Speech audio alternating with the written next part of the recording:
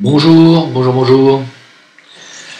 Je vais faire une vidéo assez courte pour vous dire que d'abord ce soir à 19h30, il y a 19h30, 19h45, il y a un live sur la chaîne Jim Leveilleur Live. Donc c'est pas cette chaîne-là, c'est cherchez-la, je vais mettre le lien en dessous. Voilà, ce soir. Et puis peut-être dans la soirée après, un peu plus tard, on fera peut-être un live Discord. Ça m'embête parce que quand c'est trop tard, malheureusement les gens ne peuvent pas participer, donc c'est vraiment bête. Et j'ai malheureusement pas le choix, je vois pas comment je peux faire autrement. Sinon, il s'est passé quelque chose d'extrêmement grave à Strasbourg. Les policiers se sont pris pour le tueur de Nice au camion, fou. Et ils ont fait la même chose avec une petite camionnette de flics. Ils ont écrasé tout le monde dans la rue, dans une rue. Bien. Au moins 6 ou 7 personnes. J'ai pas l'info avec des précisions. Ils ont écrasé des gens. Voilà, c'est une camionnette de police. C'est sidérant. Et des gens, pas des gens hostiles, des femmes, des hommes, des femmes non armés, qui avaient comme seul défaut de porter un gilet jaune. Alors, ça divise la France en deux, tout ça, parce qu'il y a beaucoup de gens, et donc aussi dans mon entourage, j'ai déjà dit, qui ne soutiennent pas du tout les gilets jaunes et qui ne comprennent pas que les gens soient violents envers la police. Moi je dis que je vois pas comment on va pouvoir éviter une guerre civile avec des irresponsables pareils au gouvernement, des irresponsables pareils dans les forces de l'ordre. J'ai dit dans les forces de l'ordre, j'ai pas dit que toutes les forces de l'ordre étaient irresponsables. J'ai même pas mal d'amis qui habitent dans le sud de la France et qui m'ont dit que dans le sud de la France, la police est plutôt du côté gilet jaune et a plutôt même tendance à même mettre le gilet jaune. Donc ils sont absolument pas violents dans le sud. Bon. Eh bien écoutez mes amis du sud de la France, sachez que dans le nord c'est pas du tout la même histoire. Si vous venez à Paris, c'est une boucherie. On en voit avec le crâne fendu à coups de flashball se faire embarquer en train de pisser le sang avec des menottes et de manière assez musclée, alors que le mec est déjà en train de souffrir le martyre avec le crâne qui s'ouvre. On est en train de vivre des choses totalement aberrantes. Je veux vous le dire honnêtement, je pensais pas que je verrais ça en France, même si j'espérais depuis plus de 30 ans un éveil populaire sur ce qui se passe dans le monde et sur ce qui se passe en France. Je ne pensais pas vivre ce que je suis en train de voir là, c'est-à-dire que je ne pensais pas qu'il se permettrait de donner l'autorisation aux forces de l'ordre et aux tarés qu'il y a dans les forces de l'ordre, car il y en a, notamment à la BAC, pour ne citer que. Je ne pensais pas qu'un gouvernement donnerait l'ordre à ces gens-là de commettre l'irréparable. Vous êtes totalement irresponsable. Totalement, voilà. Donc demain ou samedi, ou n'importe quand dans la semaine, s'il y a un durcissement du mouvement des Gilets jaunes et que vous commencez à vous prendre des coups de pioche et des coups de râteau et des coups de machin, il ne faudra pas chialer. C'est pas moi qui l'aurais voulu. Moi, j'ai pas arrêté de dire qu'il fallait manifester pacifiquement, que les policiers devaient faire aussi leur travail de manière pacifique. Ils n'avaient aucune raison de charger. Ils chargent des femmes, des vieilles. Il y a une personne de 88 ans qui est décédée quand même, suite à une charge de police. Donc, c'est totalement irresponsable. Et ça va mener, bien entendu, au chaos qui, très probablement, est voulu par le système. Donc, tout ça, c'est voulu. C'est irresponsable dans le sens où ça va mener à un chaos dont on ne sait pas jusqu'où il pourra aller, ce chaos. C'est ça qui est extrêmement grave.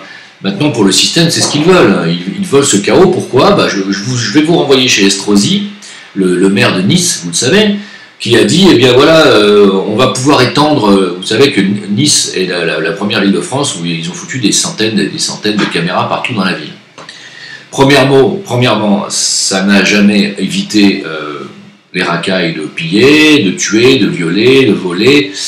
Ça n'a pas évité les camionneurs de massacrer et d'écraser des dizaines de personnes sur la promenade.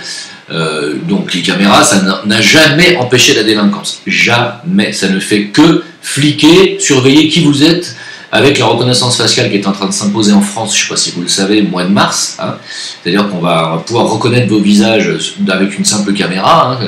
On va savoir qui vous êtes et voilà ce que vous faites. Ce qui va inciter les gens, bien entendu, à manifester de manière cagoulée. Ce qui sera d'autant plus facile de vous identifier. Ils veulent donc, Estrosi veut donc étendre ce flicage par caméra, non seulement sur les délinquants, mais maintenant aussi sur tous les manifestants. Voilà, avec reconnaissance faciale. Voilà le maire de Nice. Hein. Alors j'ai mes amis qui habitent à Nice et qui me disent que c'est très bien. Très bien, ben écoutez, on verra. Voilà, vous m'avez énervé, c'est tout ce que je peux vous dire. C'est votre niaiserie qui m'énerve. Voilà, et je parle à mes amis, là, carrément. Comme je sais qu'ils n'écoutent pas de toute façon mes vidéos, il n'y a pas de souci. Mais vous m'avez particulièrement énervé parce que je trouve que vous faites preuve d'une bêtise et d'une naïveté navrante. Voilà. En dehors de ça, il se passe tellement de choses que, évidemment, c'est dur de garder son calme. J'essaye de rester centré dans la passivité et dans le calme émotionnel. C'est pas facile quand on voit des images et des vidéos de femmes qui pissent le sang, de gens qui se sont fait renverser par une bagnole de flic dans la même rue. Alors, c'est difficile de garder son calme. Hein. Je comprends tout à fait les gens qui s'énervent. Hein. Tout à fait. Je dis pas que je cautionne et qu'il faut aller chercher maintenant les râteaux et les piolets, hein, c'est pas ce que je dis. Bien entendu que non. Mais je comprendrais tout à fait que certains s'y mettent. Hein. Bien entendu, je ne regarderai pas ça avec le sourire. Hein. Je me dirais que c'est navrant parce qu'ils, dans ces cas-là, ils seront arrivés au but final qui est de créer ce chaos qu'ils veulent. C'est-à-dire, ils veulent une guerre civile, hein, c'est clair. Hein. Macron veut une guerre civile par ses propos des provocants. Les provocateurs, je l'ai déjà dit dans la vidéo précédente, pour moi c'est évident. Hein. Résoudre une manifestation pacifique des Gilets jaunes par la violence est une volonté délibérée du gouvernement de vous énerver. Voilà. C'est fait, c'est voulu, c'est fait exprès. Voilà. Alors, j'ai tellement d'images, là, je suis abreuvé d'images absolument abominables, donc je vais vous passer ça. Sachez que, parallèlement à ça, dans le monde, puisqu'il se passe des choses dans le monde aussi, hein, Israël est en train de réclamer aux pays arabes, c'est quand même le comble, hein, je veux dire, c'est vraiment extraordinaire, tandis qu'il y a des tas de rabbins qui continuent d'insulter Jésus, Noël, etc., hein, qui sont totalement, non seulement anti-français, mais anti-chrétiens, mais à 2000%, Israël veut et réclame 250 milliards d'euros à plusieurs pays arabes, dont tout le Maghreb, donc l'Égypte. Alors j'ai pas la liste sous les yeux, mais c'est tous les pays arabes qui auraient donc depuis les années, depuis le début du XXe siècle, les auraient expulsés en leur faisant perdre tous leurs biens matériels. Bien entendu, c'est un rapport qui ne prend pas en considération le fait que ce sont les sionistes israéliens eux-mêmes qui ont demandé à de nombreux juifs dans le monde de revenir en Israël et donc de quitter leur pays. Et ils ne prennent pas en considération non plus les centaines et les milliers de Palestiniens qu'ils ont expulsés eux-mêmes de leur propre maison et de leur terre pour les parquer dans des ghettos. Et ils réclament 250 milliards d'euros aux pays arabes. C'est quand même extraordinaire. Pendant ce temps-là, les gilets jaunes ont été pulvérisés au gaz lacrymogène, qui sont beaucoup plus puissants qu'avant, hein, qui sont des gaz qui peuvent laisser des séquelles dans les bronches maintenant, sachez-le. Et ils ont même tiré au flashball depuis un hélicoptère. Hein. Je crois que ça s'est passé à Toulouse. C'est juste... Voilà, mais bon, c'est complètement sidérant. C'est absolument sidérant. Voilà. Moi, bon. Il y a Macron qui vous a envoyé une lettre que je ne lirai pas, que je n'ai pas lue, que je n'ai pas du tout ni l'intention ni l'envie de lire, parce que c'est de l'enfumage de toute façon, et je n'ai pas du tout envie de lire sa lettre. S'il veut faire une lettre intéressante, comme a dit Asselineau, il n'a plus qu'à faire une lettre de démission. Je pense que c'est la seule lettre qui nous intéresse. Hein. Donc je ne répondrai pas à cette... Et j'en n'en parlerai même pas.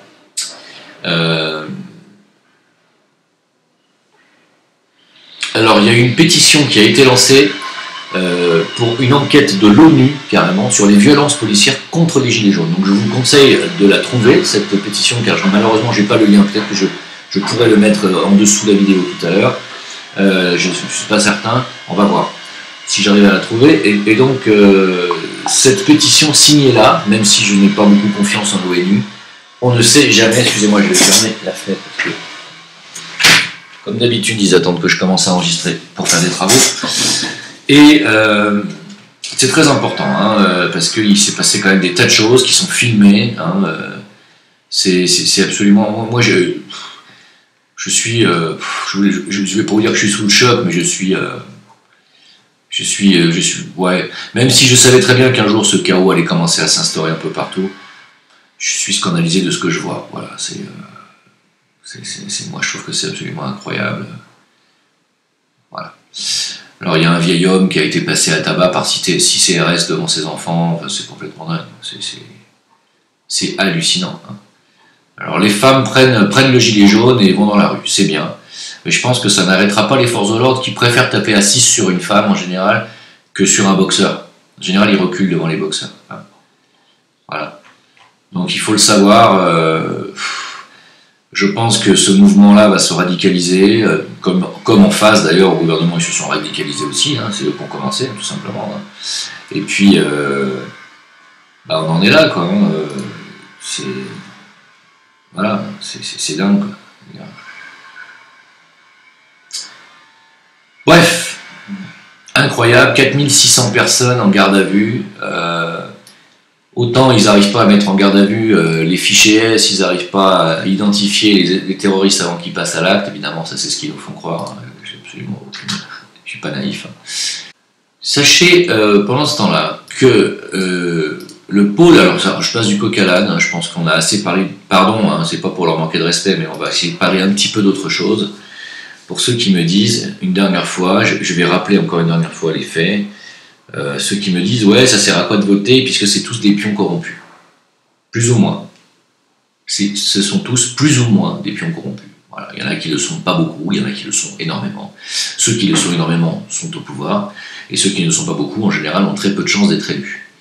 Voilà, avec ces indications-là, vous savez à partir de maintenant pour qui voter. Il me semble que l'urgence absolue, à l'heure où on parle, c'est le Frexit. Voilà. Et il n'y a qu'une seule personne qui propose le Frexit. C'est quoi qu'on en dise, un politicien brillant, proche d'Étienne Chouard d'ailleurs, hein, et c'est Asselineau. Voilà. Donc je suis obligé aujourd'hui d'appeler, j'appelle pas, hein, mais de vous conseiller à voter Asselineau. Ça me paraît logique. Pourquoi ? Parce que Marine Le Pen vient de pactiser avec Israël, voilà, et puis qu'elle défend la LDJ, elle défend le CRIF, et que voilà, terminé. Il n'y a plus rien à tirer de Marine Le Pen ni du Rassemblement National, c'est fini. Voilà, il ne faut plus voter pour elle. Alors, j'entends les gens qui m'ont dit « Ah mais tu nous avais appelé il y a 1 an et demi à fait qu'il fallait absolument voter pour elle. » Il y a 1 an et demi, c'était il y a 1 an et demi, on n'en était pas encore là. Aujourd'hui, faute d'électeurs, Marine Le Pen a pris comme décision de rallier le parti, l'ancien Front National, donc au sionisme. Voilà, en espérant gagner du pouvoir électoral, gagner du pouvoir médiatique et donc pouvoir toucher plus de monde. Erreur stratégique majeure qui lui coûtera extrêmement cher à mon avis et je pense qu'il n'y a plus rien à dire sur Marine Le Pen. Voilà, en ce qui me concerne, le rideau est tombé. Et il n'y a jamais rien de figé, hein. Essayez de bien comprendre, ceux qui vont me dire voilà, t'as dit des conneries il y a 2 ans, fallait pas voter pour cette tarée. Il y en a qui me parlent comme ça, hein, ils sont très gentils. Oui, il y a 2 ans, c'était pas pareil. Je répète, il y a 2 ans, elle n'avait pas encore pactisé avec tout ça. Eh oui. J'avais fait une vidéo sur les gitans, vous savez, que les gitans avaient menacé le gouvernement de venir renverser Paris. Bah, sachez que, alors c'est une information Panamza, hein, donc vérifiez cette information chez Panamza si vous ne me croyez pas, mais les têtes pensantes, vous savez que chez les gitans il y a un système hiérarchique, hein, c'est les patriarches et les plus vieux qui ont le pouvoir décisionnel. Hein, il y a certaines têtes, et le gouvernement le sait très bien, les services de renseignement le savent très bien. Ils les ont arrêtés, non pas pour les mettre en prison, mais pour leur proposer de l'argent, en fait, ils ont acheté leur silence et leur inaction. Donc c'est pour ça que vous n'avez pas vu les gitans samedi dernier parmi les gilets jaunes et que vous ne le verrez pas samedi prochain, ni dans 2 semaines, ni dans 3 mois, ni jamais. Voilà, ils ont été payés très cher et on a payé leur inaction très cher. Voilà, sachez-le, avec votre argent bien sûr. Voilà, donc dans la traîtrise et la cupidité, on fait difficilement mieux que les gitans qui avaient fait des vidéos pour nous montrer leurs hormones mâles et qui se les sont carrées, je ne sais pas où, voilà, dans leur compte en banque probablement. Sachez que pendant ce temps-là, alors on va parler un peu d'autre chose, parce que à l'heure où je vous parle, le pôle magnétique terrestre se déplace de manière très rapide, ce qui n'est pas son cas, puisque depuis des décennies, le pôle magnétique terrestre était confiné dans le nord du Canada, Alaska, était toujours sur un périmètre de quelques centaines de kilomètres, à peu près toujours au même endroit. Et là, depuis peu de temps, il se déplace de plusieurs milliers de kilomètres, donc beaucoup plus rapidement, vers la Sibérie. Hein. Personne ne sait pourquoi. Les scientifiques s'affolent. Est-ce que ça vient d'une chute de l'activité magnétique terrestre? Tout ceci est tout à fait envisageable. Sachez que nous sommes à l'aube de grands changements majeurs, non seulement sur le plan politico-social, pour ne parler que du gouvernement mondial, mais nous sommes aussi à l'aube de grands changements planétaires. Hein. Et je pense qu'on va être rappelé à l'ordre et à la raison très rapidement par la planète, dans pas longtemps. Voilà. Je vous dis ça pour vous informer, sans vouloir vous faire peur, il se passe des choses. La Chine, qui vient d'envoyer une sonde sur la Lune, la face cachée de la Lune, qui nous a révélé les premières images de la face cachée de la Lune, alors qu'on en avait déjà eu, nous dit, alors j'attends confirmation de ces déclarations, mais apparemment ça serait vrai, nous dit qu'elle n'a trouvé que les sondes chinoises, qui sont pour l'instant des sondes automatisées, ce sont des sondes robotisées, c'est pas des vols habités sur la Lune que les Chinois envoient, ils ne le peuvent pas, et ils le savent, et ils ne le font pas. Et les Russes non plus ne le peuvent pas et ne le font pas. Voilà, je vous laisse après réfléchir.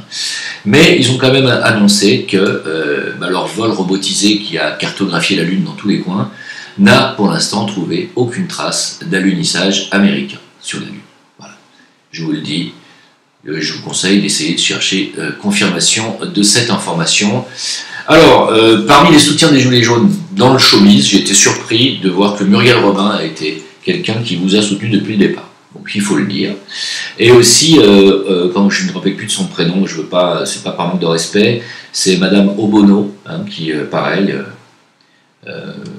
dénonce la manigance des cagnottes et qui soutient les Gilets jaunes depuis le début. Donc ça se dit, il faut le dire, il faut dire les choses. Voilà.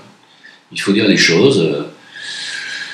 Et puis c'est tout. Je pense j'ai plus grand chose à rajouter sur cette vidéo-là. Et en ce qui concerne maintenant les Gilets jaunes, je vais probablement un peu moins parler et faire de vidéos, parce que, à moins qu'il se passe des choses terribles, à ce moment-là, qu'on doive commenter l'actualité, mais sachez que j'ai commencé à faire la première vidéo, dite spirituelle, sur la chaîne secondaire Jim Le Veilleur, qui sera une chaîne uniquement dédiée à ça. La première vidéo, maintenant, est déjà en ligne, donc pour ceux que ça intéresse uniquement, je vous invite à aller écouter cette vidéo, puisque vous êtes nombreux à me dire quand est-ce que tu fais encore des vidéos.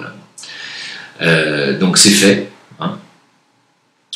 Et ça, c'est le premier volet d'une longue série de vidéos sur la reconnexion, l'éveil et le travail en conscience, que je vous invite à tous faire. Évidemment, encore une fois, cette chaîne ne concerne que les gens qui se sentent touchés par ces sujets-là. Pour les autres, passez votre chemin, parce que je vous bannis immédiatement à la première insulte. C'est pas une chaîne où je vais laisser comme ça des énergies très noires et très négatives se propager.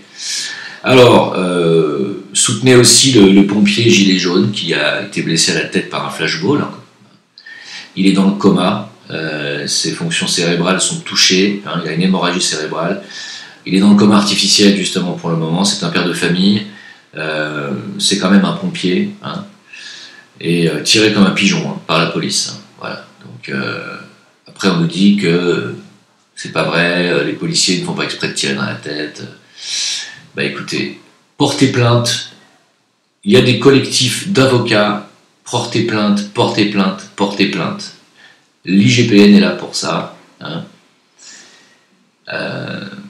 Voilà. Et puis sachez qu'en matière d'endettement, puisque tout le monde nous parle de cette énorme crise qui approche, je vous conseille aussi d'aller regarder la revue de presse de Pierre Jovanovic sur son site, qui annonce la couleur en fait en matière de crise et d'écroulement imminent.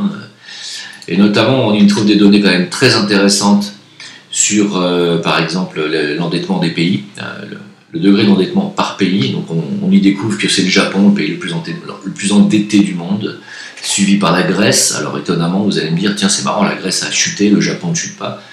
Justement, c'est hyper intéressant de comprendre pourquoi. Pour l'instant, le Japon ne chute pas, même s'ils sont dans un risque de disparition totale. Hein. Ils sont à 238% du PIB d'endettement, le Japon, alors que la Grèce était à 180% quand elle a chuté. C'est énorme, hein. Ils sont à 60% de plus que la Grèce d'endettement, c'est gigantesque. Sachez que la Grèce est suivie de près par l'Italie, puis du Portugal, puis des États-Unis, puis de la Belgique, puis de l'Égypte, et puis ensuite de l'Espagne et de la France. Hein. Donc on est dans le peloton de tête des pays qui sont potentiellement, on va dire, touchables de près par une énorme crise financière.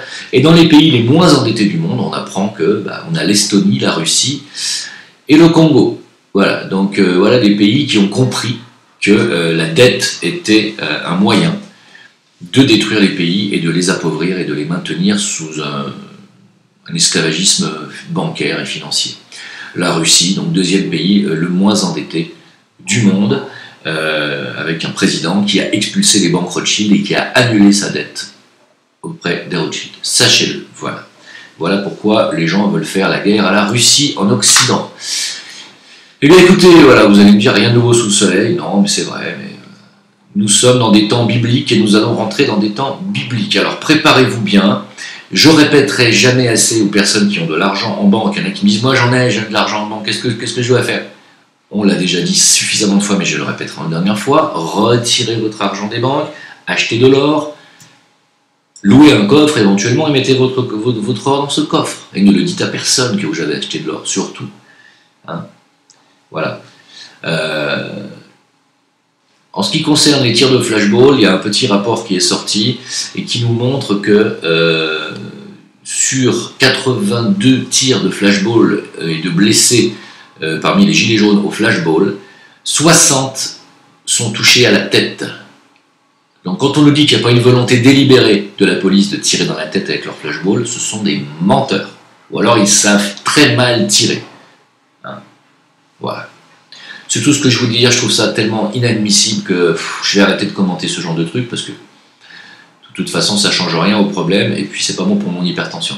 Allez, à ce soir pour le live sur la chaîne Jim Leveilleur live, hein, voilà.